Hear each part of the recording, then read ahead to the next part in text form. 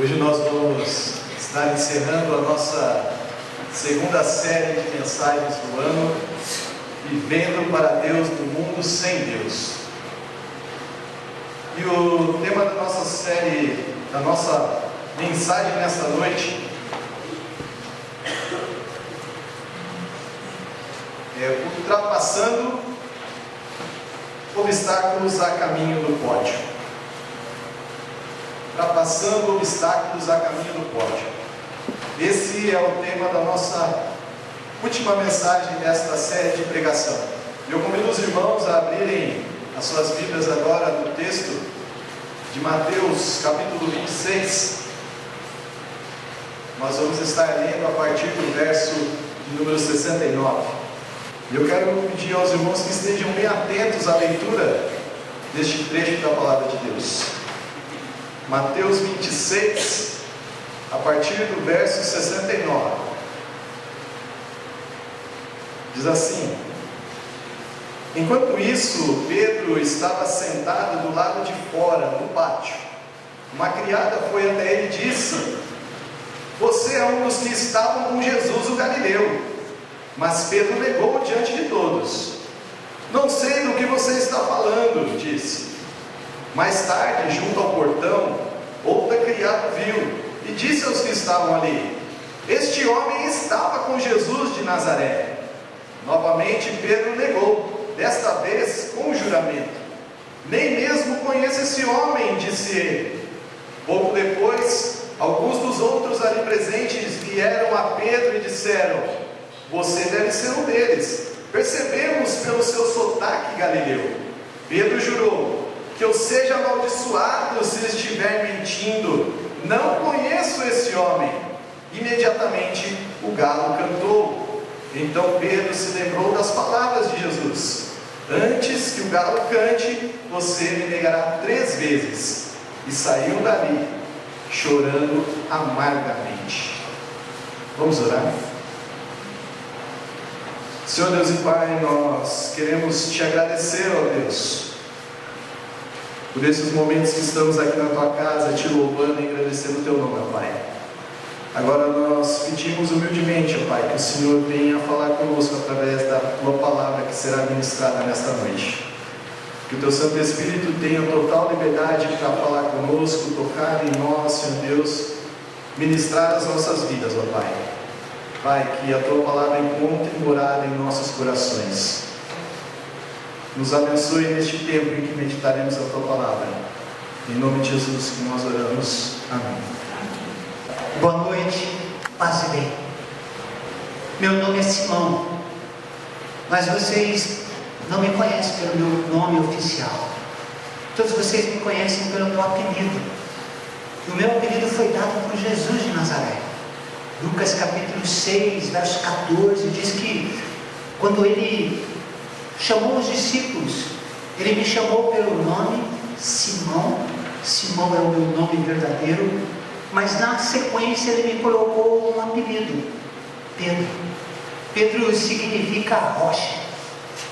Antes de eu me tornar discípulo de Jesus, eu era um pescador, um rude pescador. Eu tinha uma companhia de pesca junto com 2 amigos de infância que também foram chamados para ser discípulos de Jesus, o Tiago e o João. E a gente trabalhava muito nesse barco de pesca. Até que um dia o André conheceu Jesus e me apresentou para Jesus, e a partir desse momento a minha vida começou a ser transformada. Na convivência com Jesus de Nazaré começou a fazer com que eu enxergasse a escuridão que havia na minha vida. E a minha vida começou a ser transformada. Não foi uma transformação da noite para o dia.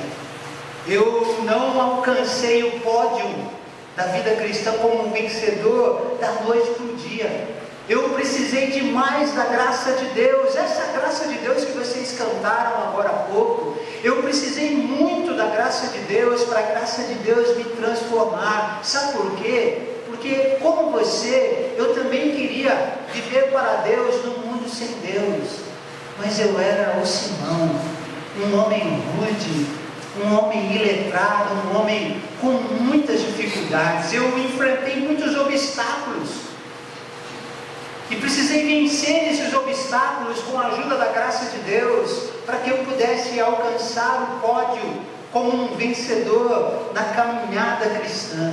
E eu quero compartilhar esses obstáculos, porque esses mesmos obstáculos podem atrapalhar você no seu desejo hoje de viver para Deus num mundo sem Deus. Sabe quais são os obstáculos? O primeiro obstáculo é esse daqui: um temperamento explosivo e intempestivo. Olha o que João, meu amigo, escreve a respeito do que eu fiz.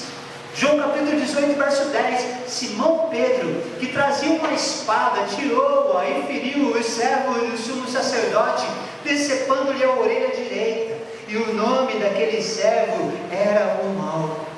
Sabe, gente, eu era uma pessoa impetuosa, intempestiva e explosiva. Eu fazia coisas inimagináveis. De uma hora para outra o meu humor se transformava e eu passava a ser uma pessoa que ofendia os outros com as palavras, que era rude com gestos e que podia me transformar numa pessoa extremamente agressiva, porque o meu temperamento era explosivo.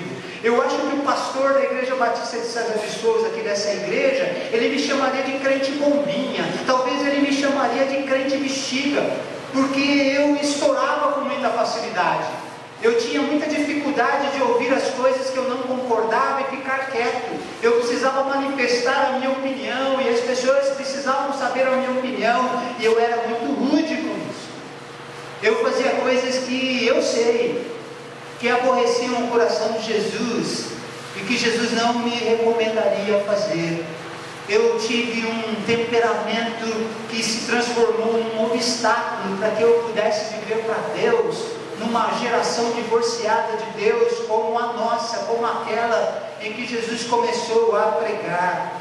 Talvez aqui nesta noite tenha algum Pedro. Talvez aqui nesta noite tenha alguém que se pareça comigo, que tenha essa sua impetuosidade, que seja uma pessoa agressiva no gesto, na palavra, no olhar. Talvez até que tenha atitudes extremamente grosseiras, que bata, que ofenda. Quantos de nós temos um temperamento explosivo? Quantos de nós temos um temperamento explosivo dentro de casa? Somos explosivos e agressivos com os nossos pais, somos explosivos e agressivos com o nosso cônjuge. Quantos jovens e adolescentes têm um temperamento explosivo, colérico, intempestivo, são precipitados para dar a sua opinião e falam sem ouvir o outro terminar a frase e conseguem agredir verbalmente com muita facilidade. Isso às vezes acontece no ambiente de trabalho, isso às vezes acontece até em comunidades de fé. E quando a gente tem um temperamento explosivo como eu tinha, a gente facilmente ofende a Deus e a gente ofende as pessoas, a gente magoa as pessoas, a gente humilha as pessoas, a gente magoa as pessoas quando nós as xingamos, quando nós a ofendemos com palavras torpes, com palavrões. Magoamos as pessoas quando nós a adjetivamos com nomes que não são bacanas. Preste atenção aí para mim. Seu temperamento explosivo se assemelha ao meu? Você também é um Pedro esquentado?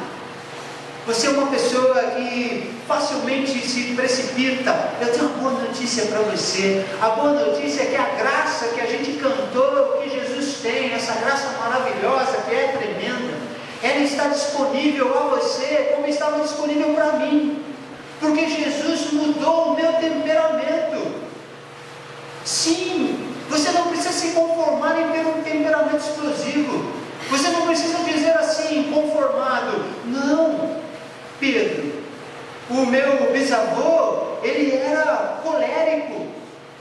O meu avô era muito esquentado. O meu pai era um cabeça de palito de fósforo. E eu também sou assim. Você não pode se conformar com isso. Sabe por quê? Porque o meu amigo, o apóstolo Paulo, ele escreveu em Gálatas capítulo 5, verso de número 22, que o fruto do Espírito Santo, um dos aspectos que ele pode dar para nós é o domínio próprio. A gente pode se controlar, a gente pode ter o controle do nosso temperamento quando nós cedemos a direção da nossa vida a Jesus. Isso aconteceu comigo e eu me transformei daquela pessoa colérica que decepou a orelha do malco, daquela pessoa que brigava com todo mundo. Eu passei a ser uma pessoa mais tranquila, mais serena. Eu precisei liderar o grupo apostólico depois da ascensão de Jesus e eu precisei aprender a ter jogo de cintura. Jesus mudou o meu temperamento. Por isso, se Jesus mudou o meu temperamento, se Jesus mudou a minha capacidade de ser uma pessoa intolerante, Ele pode mudar a sua. Sabe por quê? Porque o nosso temperamento explosivo é um obstáculo para a gente viver para Deus nessa sociedade divorciada de Deus. Eu quero compartilhar um segundo obstáculo que muito me atrapalhou no início da minha caminhada com Deus, um caráter envergonhador. Mateus capítulo 26, verso 72, olha o que diz o texto. E ele, Pedro, jurando, o negou outra vez: eu não conheço esse homem. Olha Lucas 22, 54, Lucas, o médico amado, historiador, olha o que ele escreve a respeito do que eu fiz. Então, prendendo a Jesus, levaram-no para a casa do sumo sacerdote. E Pedro, eu seguia Jesus de longe. Pessoal, eu sei que você conhece bem esse trecho da minha vida. Eu traí a Jesus de maneira vergonhosa. Enquanto Jesus, o meu mestre, era levado para a casa do sumo sacerdote Caifás, eu com muito medo de ser reconhecido como um discípulo dele, eu o seguia de longe. Eu não queria estar perto dele. E enquanto eu estava seguindo Jesus de longe, vocês sabem, eu nasci na Galileia. E eu tinha um sotaque de galileu muito forte. E eu comecei a falar poucas palavras, aí uma pessoa parou: opa, você também é um deles, você é um galileu. Você é um seguidor de Jesus de Nazareno. E eu falei: não, eu não conheço esse homem, nunca ouvi falar de Jesus. Uma segunda pessoa também me reconheceu: não, está na cara que você conhece Jesus, que você andava com Jesus. E eu comecei a ficar desesperado, já ergui a voz: eu não conheço esse cara. E pela terceira vez, uma pessoa quis me identificar como seguidor de Jesus, e eu vergonhosamente respondi. E olha como eu respondi: eu juro para você que eu nunca vi Jesus. Eu juro para você que eu nunca andei perto de Jesus. Eu traí o meu mestre vergonhosamente. Justo eu, Pedro, que sempre desdenhei dos outros discípulos. Eu me falava para Jesus: esses seus discípulos aí, eles podem te abandonar a qualquer momento, mas eu, Pedro, eu jamais vou te abandonar. Eu estou disposto a ir até as últimas consequências contigo. Eu estou pronto para morrer com o Senhor também. E sabe o que Jesus respondeu para mim? Pedro, hoje antes do galo cantar, você vai me negar 3 vezes. Você se parece comigo? Você anda traindo Jesus? Você anda envergonhando o nome de Jesus como eu envergonhei? Quantos adolescentes e jovens traem a Cristo, envergonham a Cristo com o seu comportamento? Quantos adolescentes e jovens traem a confiança dos seus pais, vivendo uma vida que o nosso mestre não aprova, fazendo coisas que ele não gostaria que a gente fizesse, e a gente sabe disso, mas a gente continua a fazer. Quantos de nós envergonhamos Jesus nessa semana? Você pode olhar para a minha traição, mas talvez você se pareça comigo, porque na semana que acabou ontem, você pode ter envergonhado Jesus com o seu comportamento. O meu amigo o apóstolo Paulo, ele escreve, Tito capítulo 1, verso 16, ele escreve assim: afirmam que conhecem a Deus, mas o negam com as suas obras, com o seu comportamento.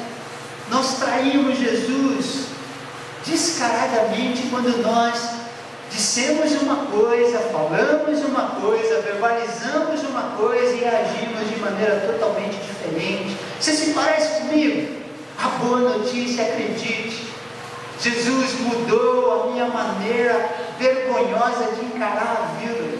Jesus tratou comigo, tratou com esse meu caráter envergonhador. Jesus precisou mudar a minha vida. Sabe, gente, o meu nome era Simão, mas Jesus colocou um apelido em mim, ele me chamou de Pedro. E sabe por que Jesus fez isso? Porque Pedro significa rocha. Jesus queria que eu, Simão, fosse Pedro, que eu tivesse firmeza no meu caráter. Todas as vezes que Jesus nos evangelhos me chama de Pedro, de Simão, Jesus quer me repreender. Sabe quando você apronta alguma coisa e a sua mãe te chama pelo nome completo? Sabe quando a sua esposa está brava que você pisou na bola, marido, e ela fala o seu nome completo? Toda vez que Jesus me chama de Simão, ele vai me dar uma dura. Ele quer me corrigir, porque ele quer que eu me transforme em Pedro, rocha, alguém que tem firmeza, firmeza de opinião, firmeza de caráter, firmeza de convicção. Você se parece comigo? Você pode mudar como a graça de Deus me mudou. Você pode vencer esse obstáculo também. Eu parei de trair a Cristo.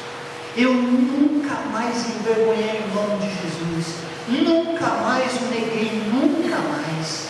Porque Jesus, com a sua graça, me transformou. Há um terceiro obstáculo que eu quero compartilhar com você, que me atrapalhou muito e pode te atrapalhar também, para você viver para Deus um mundo sem Deus. É um coração dominado pelo orgulho. Olha o que Lucas escreve, capítulo 22, verso 33. Mas Pedro respondeu: eu estou pronto para ir contigo para a prisão e para a morte. Ah, meus irmãos, como eu era uma pessoa arrogante e orgulhosa. Como eu me achava, como vocês dizem no século XXI. Eu me achava demais. Eu tinha uma visão muito vaidosa, envaidecida demais sobre mim mesmo. Eu desprezava os outros discípulos. Eu me achava melhor que eles, muito melhor que eles. E eu era o líder deles. Você sabe que os judeus, quando eles faziam genealogia, eles sempre colocavam a pessoa mais importante como a pessoa que inaugurava isso.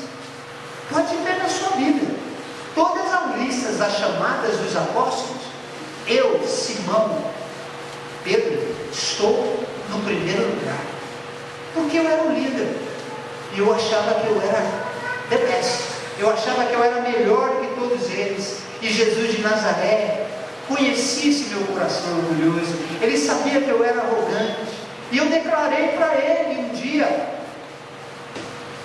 Senhor, todos podem te abandonar, mas eu estou pronto a ir contigo, estou pronto para morrer contigo. E Jesus, que conhecia esse meu coração orgulhoso, falou para mim: hoje, antes do galo cantar, você vai me negar 3 vezes. Eu não prestei atenção nessas palavras. Eu era orgulhoso demais, eu achei que isso nunca podia acontecer comigo. Você se parece com Pedro? Você se parece comigo?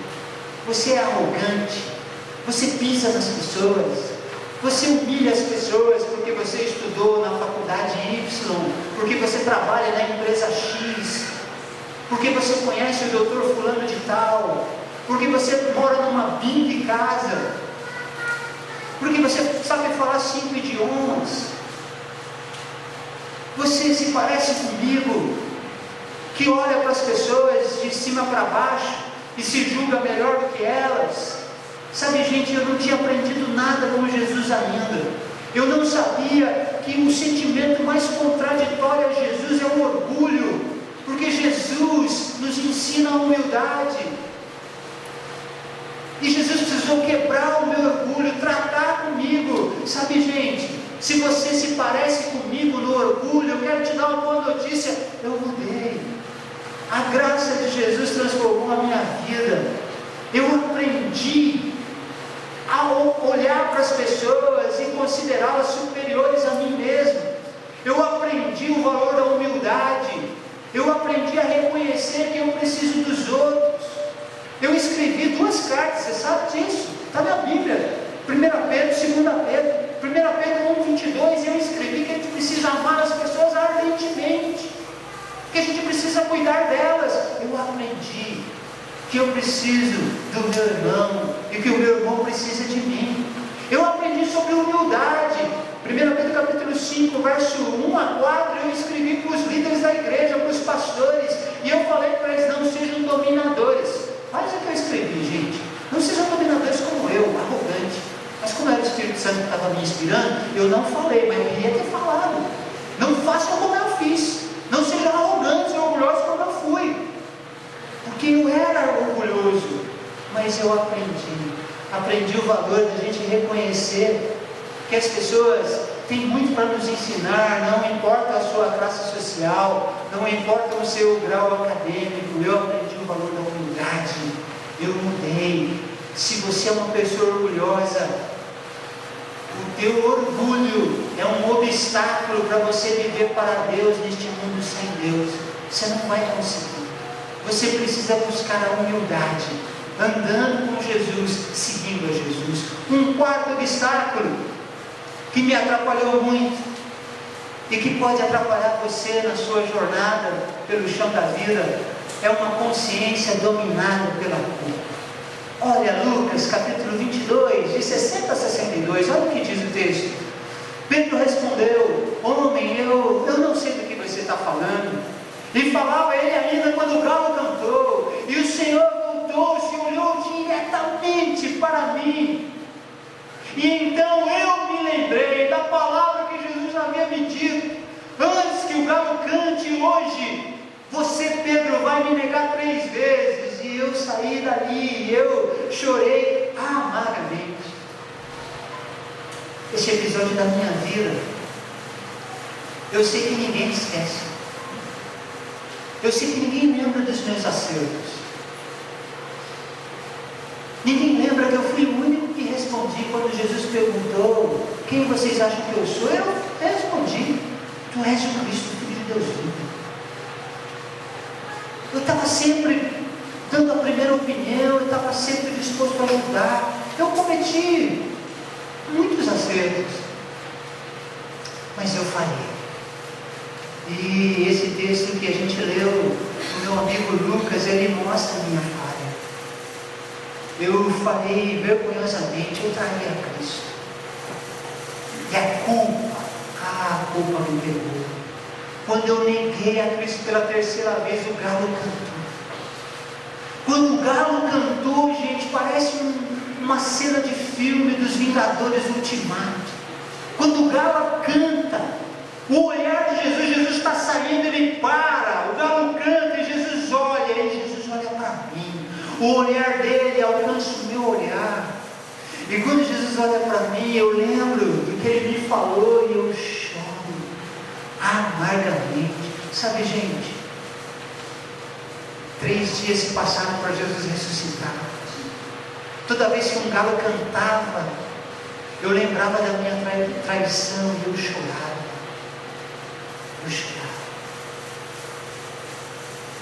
Quando Jesus ressuscitou, ele me mandou um recado: Pedro, eu quero falar com você. Mas eu não queria ir. Eu não queria olhar para Jesus. Eu voltei a pescar. João capítulo 21 fala que eu voltei para o meu barco de pesca. Voltei com o Tiago e com o João. A gente voltou a pescar. Eu não queria mais ser discípulo. Como é que eu ia encarar os outros discípulos? Eu falei que eles eram fracos, que iam abandonar Jesus, e eu abandonei, eu fui o primeiro. Eu tinha vergonha deles, eu tinha vergonha de encarar o olhar de Jesus de novo. Minha culpa era demais. Mas eu encontrei mais uma vez com Cristo. E o olhar de Cristo entrou no meu coração. E Cristo me fez 3 perguntas, até para me lembrar que eu o neguei 3 vezes. João capítulo 21, 15 a 17 diz isso. Jesus olhou para mim e perguntou: Pedro, você me ama? E eu disse: Senhor, eu te amo. E ele perguntou de novo: Pedro, você me ama? E eu respondi: Senhor, tu sabes que eu te amo. Mas ele perguntou pela terceira vez: Pedro, você me ama? E eu fiquei triste e respondi abatido: sim, Senhor, tu sabes que eu te amo. E Jesus então olhou para mim e disse: apacenta as minhas ovelhas, vai cuidar do meu rebanho. Pedro, eu tenho uma outra missão para você, Pedro. Você vai liderar o grupo apostólico. Você vai fazer o que eu preciso que seja feito, que o meu evangelho chegue a todas as nações. E para isso, Pedro, o grupo precisa evangelizar. Você, Pedro, tem a missão de cuidar do grupo e de apacentar as minhas ovelhas. A partir daquele dia, eu comecei a vencer a minha culpa. Vocês imaginem eu pregando Atos capítulo 2. Eu fui pregar o meu primeiro sermão em público, o diabo falando aqui na minha orelha: você não é digno de pregar, você não é digno de pregar, você traiu Jesus. Mas eu ouvi uma outra voz dizendo: Pedro, eu perdoei os teus pecados na cruz do Calvário, pregue. E eu preguei, 3.000 pessoas se converteram. Jesus me libertou da culpa. Preste atenção ali para mim. Você se sente culpado por alguma falha que você cometeu? A minha história mexe com você? Acredite, o perdão de Jesus oferecido na cruz do Calvário pode fazer com que você se liberte da sua culpa. Sabe por quê? Porque gente dominada pela culpa não consegue viver para Deus no mundo sem Deus. A gente precisa ser tratado por Jesus. A gente precisa deixar a nossa culpa onde ela deve estar, aos pés da cruz, onde Jesus colocou os nossos escritos de dívida e escreveu: está pago. Porque a graça de Jesus, a tremenda graça de Jesus, ela é maravilhosa e ela é capaz de perdoar todos os nossos pecados. Sabe como eu termino essa minha palavra sobre a minha vida? Eu termino dizendo para você que Jesus mudou a minha vida. Mudou a minha vida. Mudou a minha história. Jesus mudou a minha vida. Eusébio de Cesareia foi um historiador que viveu mais ou menos um século depois de mim. Ele vai citar Clemente e vai dizer sobre a minha morte. Sabe como eu morri? O Império Romano, na sua perseguição, perseguindo aqueles que falavam da sua fé em Jesus, o Império me pegou. A minha esposa. E eles mataram a minha esposa na minha frente. Eles fizeram eu assistir à morte da minha própria esposa. E quando eles iam decapitá-la, eu a chamei pelo nome e disse assim: bem, se lembrem do nosso Senhor, se lembrem de Jesus. E eles a mataram. E depois eles me pegaram e foram me crucificar. E eu disse: eu estou pronto para morrer, mas eu não quero morrer como Jesus. Eu não sou digno. Eu não quero morrer como Jesus morreu. Me crucifiquem sim, mas de ponta cabeça. E eles me crucificaram de cabeça para baixo. Não, eu nunca mais neguei Jesus. Nunca. Nunca mais. E naquela mesma noite, Jesus de Nazaré recebeu o meu Espírito. Sabem como é que eu termino essa minha palavra? Eu termino não como Pedro, termino como Nino, um homem comum, como você, um homem que, como você, precisa vencer obstáculos, e que, como você, a gente precisa da mesma coisa do Pedro. A gente precisa da graça de Jesus. Sem a graça de Jesus, a gente não ultrapassa os obstáculos. A gente vai sempre perder o nosso temperamento explosivo, para o nosso caráter envergonhador, para o nosso espírito orgulhoso, para a culpa que nos domina. Existem 3 tipos de pessoas que vão sair daqui hoje à noite. O primeiro grupo de pessoas são aquelas pessoas que querem viver para Deus num mundo sem Deus e vão conseguir. Vão conseguir. Segundo grupo são aquelas pessoas que querem viver para Deus, mas não vão conseguir, porque amanhã, segunda-feira, a vontade já passou, a determinação foi embora, a coragem foi embora, e a gente vai viver a mesma vida de sempre. E o terceiro grupo de pessoas que pode ser representado por alguém aqui são aquelas pessoas que não querem viver para Deus num mundo sem Deus, não querem ficar do mesmo jeito. E essas pessoas correm o risco de se tornarem pior do que estão hoje, porque elas não querem se comprometer, não querem viver para Deus no mundo sem Deus. Pergunta do verbo perguntar: em qual grupo você vai se encaixar hoje à noite? Você será daqueles que querem viver para Deus no mundo sem Deus e vão conseguir? Você será daqueles que amanhã à noite já vão desistir do compromisso que fizeram hoje, se o fizerem? Ou você não quer se comprometer mesmo e vai se tornar uma pessoa pior do que você é? Quero orar por você. Feche os seus olhos. Vamos falar com Deus. O de louvor está vindo aqui, mas eu queria que você pensasse na sua vida.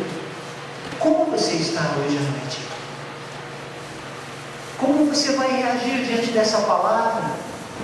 Você se parece com Pedro? Jesus mudou a vida de Pedro e pode mudar a sua vida. Jesus pode mudar a sua vida porque a graça de Jesus é maravilhosa. Jesus pode usar a sua vida de maneira exponencial, como usou a vida de Pedro. Você entendeu essa palavra? Você quer se comprometer com Jesus para viver para Deus nessa sociedade divorciada de Deus? Você quer entregar sua vida para Jesus e dizer: Senhor, eu preciso de Ti, preciso da força da Tua graça para transformar o meu caráter? Fique em pé onde você está. Eu gostaria de orar por você com toda leveza, com toda tranquilidade. Alguém aqui, essa palavra falou com você? Se coloque em pé. Deus abençoe. Tem uma pessoa na galeria. Na galeria. Tem alguém aqui embaixo. Deus abençoe a vida da Pamela. Eu quero orar. Aliás, eu quero convidar o Mateus Tobias para orar. Depois dessa oração falada, nós vamos fazer uma oração cantada com a nossa equipe de novo. Mateus, ore para nós. Pai de amor, te louvamos, Senhor, por mais este momento que o Senhor nos dá, pelo privilégio, Senhor, de ouvir a Tua palavra, de poder refletir, Senhor, em tudo que o Senhor tem feito por nós e aquilo, Senhor, que não fizemos e não fazemos por Ti. Pedimos ao Pai que o Teu Espírito Santo guie, Senhor, cada coração, cada membro aqui, Senhor, cada pessoa aqui presente, que possamos, ó Deus, tomar esta decisão firme, Senhor, e inarredável, de seguir os Teus passos com determinação, Senhor, sem vacilar, sem oscilar, Pai, num pensamento ou outro, mas seguir, ó Deus, firmemente. Rogamos-te, ó Deus, que os nossos irmãos que tomaram essa decisão, que possam, orientados pelo poder do Espírito Santo, sustentá-la, Pai, e seguir, Senhor, num propósito de vida, Senhor, dedicada a Ti, que unicamente, Senhor, é o que vale a pena neste mundo. Toda a ciência, todo o conhecimento, todo o poder humano, Senhor, é absolutamente nada diante de Ti. Por isso nós agradecemos, ó Deus, porque tão grande poder chegou até nós, e tão grande salvação tem sido feita somente para nós, ó Deus, pessoas indignas. Muito obrigado, Senhor, pelas tuas misericórdias a cada manhã em nossa vida, em nome de Jesus.